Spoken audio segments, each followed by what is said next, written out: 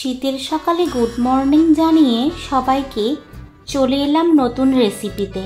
রেসিপিটা ডিম দিয়ে, সেটা তোমরা ডিম দেখেই বুঝতে পারছো নিশ্চয়ই। ইচ্ছে খুশি লাইফস্টাইলের পক্ষ থেকে সবাইকে জানাই স্বাগতম। সকাল সকাল এক চুবড়ি ডিম নিয়ে এসে গেছি নতুন একটা রেসিপির জন্য। শীতের সকাল বুঝতেই পারছেন সবাই, ঘুম থেকে ওঠা, তাড়াতাড়ি কিছু বানানো, প্রতিদিনের একই রকম রান্না, জীবনটা কেমন একটা বোরিং টাইপের হয়ে গেছে। আর মাছ তো রোজই রয়েছে, সাথে ডিম। ডিম খেয়ে খেয়ে হয়তো আমাদের মুখে অন্যরকম ভাবও এসে গেছে যে ডিম দিয়ে হয়তো নতুন কিছু বানানোই যায় না। তাই আজকে আমি আপনাদের সাথে শেয়ার করে নেব ডিমের একটা নতুন ধরনের রেসিপি, যেটা হয়তো আপনাদের মুখে নতুন ধরনের একটা স্বাদ ফিরিয়ে আনবে। ডিমের রেসিপি বানাবো, তাও আবার শীতের সবজি পালংয়ের সাথে। পালং শাক দিয়ে আজকে এই নতুন ধরনের নতুন স্বাদের ডিমের রেসিপিটা বানিয়ে তোমাদেরকে শেয়ার করে নেব।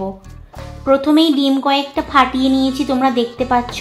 তাতে পরিমাণ মতো নুন দিয়ে দিচ্ছি, আর কিছুটা পরিমাণ লঙ্কার গুঁড়ো, আর কয়েকটা পালংয়ের পাতা একদম পাতলা করে আমি কুচিয়ে নিয়েছি। এইবার ওপর থেকে কয়েকটা ধনে পাতা কুচিও দিয়ে দিচ্ছি, একই রকম পাতলা পাতলা করে কেটে নিয়েছি। এইবার ডিমটা আস্তে আস্তে ফেটিয়ে নিচ্ছি। পালংয়ের পাতাগুলো এত নরম করে আমি মাখিয়ে নেব ওর সাথে, যাতে ছিবড়া ছিবড়া না হয়ে থাকে। অল্প একটু গোলমরিচ গুঁড়ো আর একটু গরম মশলা দিয়ে দিচ্ছি, যাতে ফ্লেভারটা অনেক সুন্দর আসে। তারপর একটা পাত্রে অল্প একটু সর্ষের তেল আমি মাখিয়ে নেব, যাতে ডিমটা পরে তুলতে গিয়ে আটকে না যায়। এইবার মাখিয়ে রাখা ডিমটা আমি ওর মধ্যে দিয়ে দিচ্ছি। একটা ফ্রাই প্যানে অল্প একটু গরম জল করে নিচ্ছি, দিয়ে ওই টিফিন বক্সটা আমি এটার ওপর বসিয়ে দেব। এইবার চাপা দিয়ে দিচ্ছি। কয়েকটা মিনিট আমি স্টিমটার মধ্যে ভাপিয়ে নেব। ভাপিয়ে নেওয়ার পর ডিমটা আস্তে আস্তে তুলে নেব। তুলে নেওয়ার পর ডিমটা ঠিক এই রকম দেখতে হয়েছে, দেখুন আপনারা। এইবার আস্তে আস্তে ডিমগুলো আমি আমার সাইজ মতো কেটে নেব। কারো বাড়িতে বড়, কারো বাড়িতে ছোট, যে যেমন পছন্দ করেন তেমনভাবে এটা কেটে নিতে পারেন। আমি কিন্তু সাইজটা মিডিয়াম রেখেছি।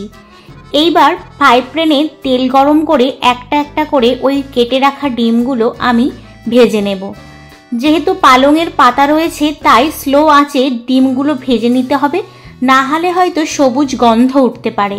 তাই স্লো ফ্লেম রেখে অল্প তেল দিয়ে আমি আস্তে আস্তে ডিমগুলো উল্টে পাল্টে ভেজে নিচ্ছি। খুব বেশি লাল করে ভাজবো না, মোটামুটি একটা লালচে বরণ হলেই তুলে নেব। সব ডিমগুলোকে ভালো করে উল্টে পাল্টে নিচ্ছি। আপনারা যদি চান তাহলে কিন্তু এগুলো আরও বড় সাইজ রাখতে পারেন। এইবার ডিমগুলো আমি আস্তে আস্তে তুলে নিচ্ছি। বড় সাইজ রাখিনি বলে আমার ডিমগুলো কিন্তু অনেক ছোট ছোটই লাগছে।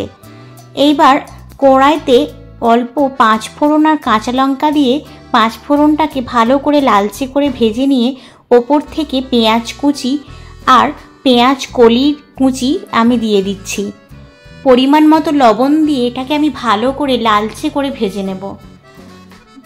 অল্প একটি ক্যাপসিকাম দিয়ে পুরো সবজিটাকে সুন্দর করে ভেজে নিচ্ছি। গ্যাসের ফ্লেমটা কিন্তু আমি স্লো রেখেছি, যাতে চট করে লাল না হয়ে যায়। এইবার ওপর থেকে রসুনের কুচি দিয়ে দিচ্ছি। রসুন কিন্তু বাটা দিচ্ছি না, গ্রিট করে দিলে এর অন্যরকম একটা ফ্লেভার আসে। তাই আদা আর রসুনটা আমি আজকে গ্রিটারে গ্রিট করে দিচ্ছি। পরিমাণ মতো লঙ্কার গুঁড়ো দিয়ে ওপর থেকে এইবার ভালো করে মশলাটা নাড়িয়ে চাড়িয়ে নেব। আর হলুদের গুঁড়োও আমি দিয়ে দিচ্ছি। হলুদের আর লঙ্কার গুঁড়ো দিয়ে অল্প করে জল দিয়ে ভালো করে মশলাটা কষিয়ে নেব। মশলাটা যখন ভালো মতন সিদ্ধ হয়ে আসবে, ওপর থেকে ভালো করে নাড়িয়ে চাড়িয়ে নিচ্ছি। এইবার আমি ওপর থেকে একটু সর্ষের তেল অ্যাড করে দিচ্ছি। এতে সর্ষের তেলের যে কাঁচা গন্ধ, এটা অনেক ভালো একটা ফ্লেভার অ্যাড করে দেয়। এইবার ওই সর্ষের তেলটা দিয়ে আমি ভালো করে মশলাটা নাড়িয়ে চাড়িয়ে নেব। মশলাটা মোটামুটি সর্ষের তেলটা ছেড়ে দিলে মশলা থেকে আমি এতে জল অ্যাড করে দেব। আপনারা দেখলেই বুঝতে পারবেন যে মশলাটা থেকে কিন্তু তেল ছেড়ে গেছে। এইবার ওপর থেকে পরিমাণ মতো লবণ দিয়ে দিচ্ছি। লবণ দিয়ে ভালো করে মশলাটা কষিয়ে নিচ্ছি। মশলাটা মোটামুটি কষানো হয়ে গেলেই আমি এর মধ্যে জল দিয়ে দেব পরিমাণ মতো। কেউ যদি এটা গ্রেভির মতো রাখতে চায় তাহলে জলের পরিমাণটা কম দেবেন, আর কেউ যদি এটা পাতলা করে খেতে চান তাহলে কিন্তু জলের পরিমাণটা বেশি দিতে হবে। আমি মোটামুটি জল দিয়েছিলাম, আমার প্রচণ্ড টাইট টাইপেরও লাগবে না আর আরও বেশি পাতলাও লাগবে না, তাই অল্প জল দিয়েই আমি পরিমাণ মতো জল দিয়ে ফুটিয়ে নিয়েছি। কষিয়ে রাখা মশলাটা মোটামুটি সেদ্ধ হয়ে এলেই আমি এতে আর একটু জল বাড়িয়ে দিয়ে কিছুক্ষণের জন্য ফুটিয়ে নেব। আমার করে রাখা তরকারির মশলা যখন মোটামুটি ভালো করে ধোঁয়া ছেড়ে ফুটে উঠবে তখনই কিন্তু আমি আগে থেকে ভাপিয়ে ভেজে রাখা ডিমগুলো এর মধ্যে একটা একটা করে দিয়ে দেব। ডিমগুলো দিয়ে আমি বেশিক্ষণ ফোটাবো না, অল্প টাইম ফোটাবো, ফুটিয়ে তুলে নেব। কারণ বেশিক্ষণ ফোটাবো না, তাহলে ডিমের পিসগুলো ভেঙে যেতে পারে। মোটামুটি আমার রেডি হয়ে গেছে এগ কারি। এইবার শুধু টেস্ট করে দেখার পালা। ওপর থেকে একটু টমেটো কেচাপ দিয়ে দিলাম, এতে ফ্লেভারটা অনেক সুন্দর হয়। তাহলে এবার চলুন টেস্ট করে দেখে নেওয়া যাক কেমন হলো আমার ডিম পনিরের কারি।